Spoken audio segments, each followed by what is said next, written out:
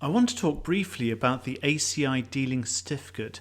Many of you will know there's a new version. Well, actually, there's a newer version from January 2022, which starts to reflect the fact that we have new interest rates and new benchmark indices, what with the disappearance of LIBOR. Now, I came into the markets over 35 years ago, straight out of university, originally as a relationship manager before moving to the dealing room in the early 1990s. Now, this was just when the treasury and derivatives markets were expanding their product range quite dramatically.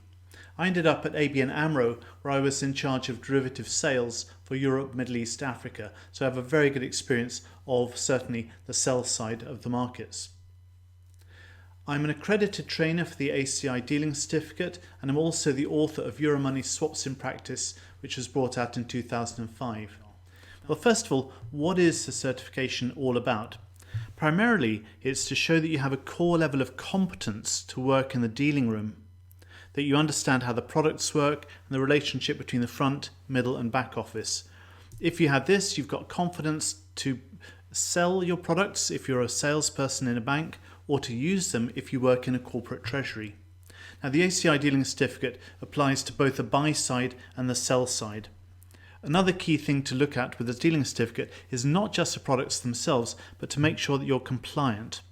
Compliance is very, very important. We want to make sure that we use these products, which can be complex, in the right way for the right people at the right time.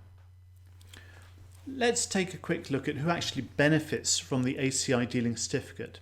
Primarily, this is aimed at junior dealers. Now, by junior, you're talking to people who are up to maybe 2 years in the dealing room or 2 years of experience. It could also be applied equally to people with experience of finance, but who want to make a move to the dealing room.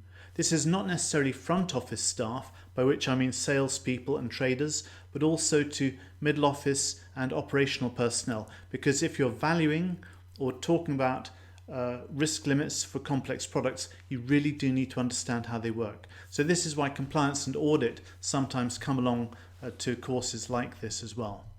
So what does the course actually cover?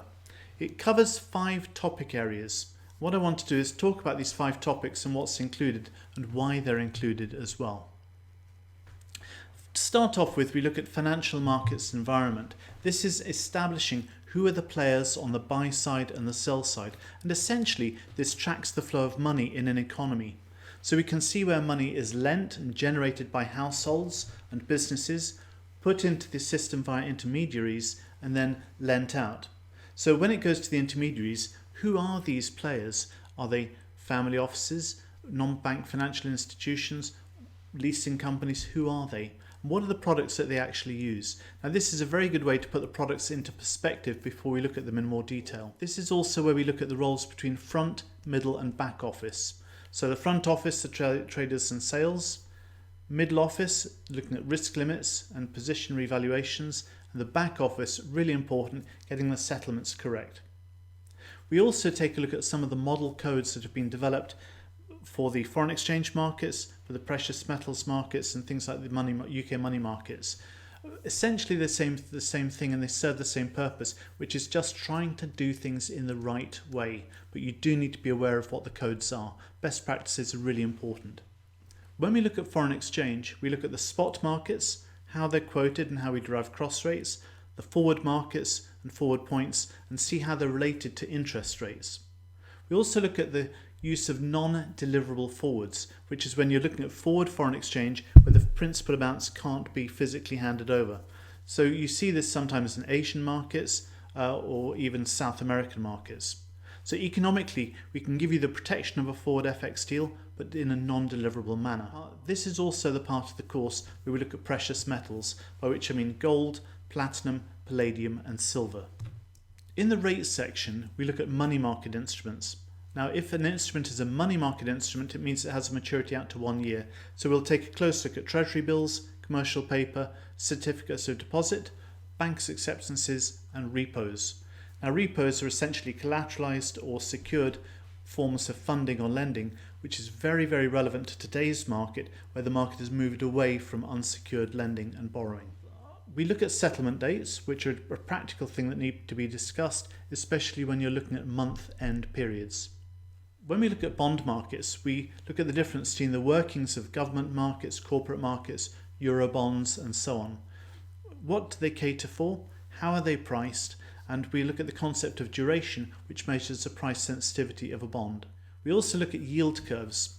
So what makes interest rates have a forward yield curve that goes up, a positive yield curve, or a negative yield curve, or a flat yield curve, or a humped yield curve? What exactly does this terminology mean, and where do the rates come from?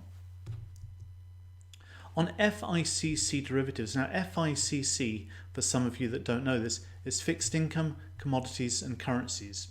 When we look at derivatives in this context, we're looking at forwards, futures, options and swaps. Now the terminology might be confusing at first, but as long as you follow the cash flows, these are really straightforward to understand and play a very, very important part in the risk management for financial institutions as well as corporate institutions. In financial markets applications, what we do is we look at how the products that we've covered, whether they're cash products or derivative products, are used to manage your risk. Now your risk might be a market risk, subject to rates or exchanges moving up and down. It could be a credit risk, even an operational risk or a legal risk. So we differentiate between them, and this is where we also look at how Basel III will help protect balance sheets and help protect shareholder value.